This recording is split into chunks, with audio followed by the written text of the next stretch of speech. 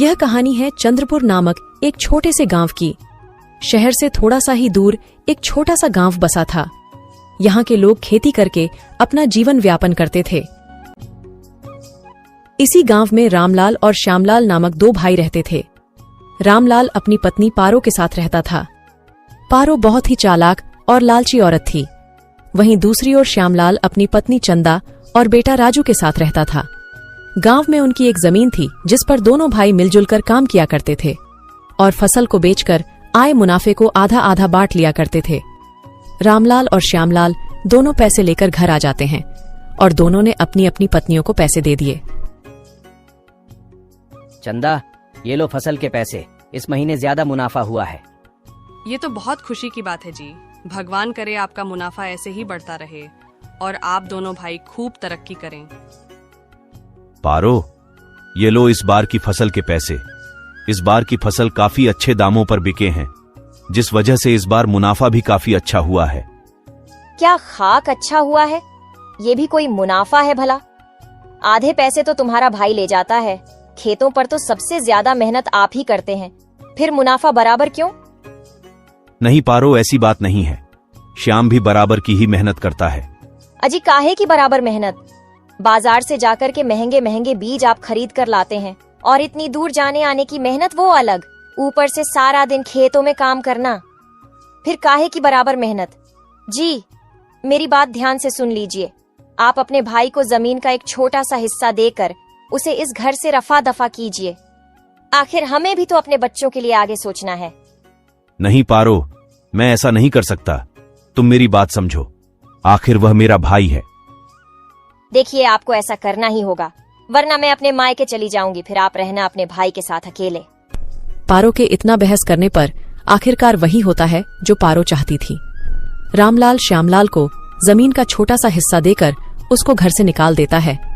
बेचारा श्यामलाल भी अपने भाई के घर के बगल में छोटी सी कुटिया बनाकर अपनी पत्नी और बच्चे के साथ रहने लगता है। श्यामलाल को जितना भी जमीन मिला उसमें वह चने की खेती करके जैसे तैसे अपना जीवन व्यापन करने लगे। वह रोज सुबह खाना खाकर अपने छोटे से खेत की रखवाली करने के लिए जाता है और उसका बड़ा भाई भी अब अपने खेत की रखवाली करने में लग जाता है।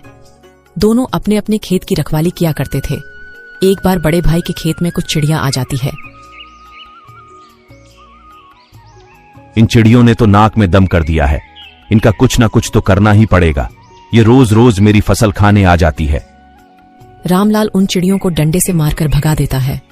अगले दिन वह चिड़िया छोटे भाई के खेतों में दाना खानी आती है। श्यामलाल उन चिड़ियों को भगाने की कोशिश किया, फिर उन चिड़ियों की तरफ देखा और सोचने लगा, ये चिड़िया भी भूखी होंगी। ये अगर थोड़ा सा मेरे चने का दाना खा लेंगी तो क्या हुआ, ज्यादा से ज्यादा एक आधा किलो मेरे चने कम होंगे। कम से कम इनका पेट तो भरेगा। ऐसा कुछ दिन तक चलता रहा।